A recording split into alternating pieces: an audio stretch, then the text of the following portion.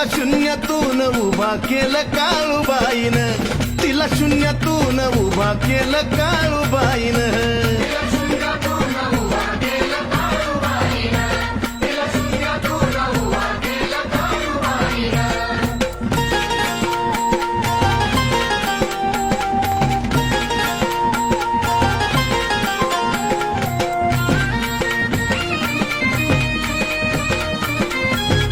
काळूच्या कृपेनं जन्म मिळाला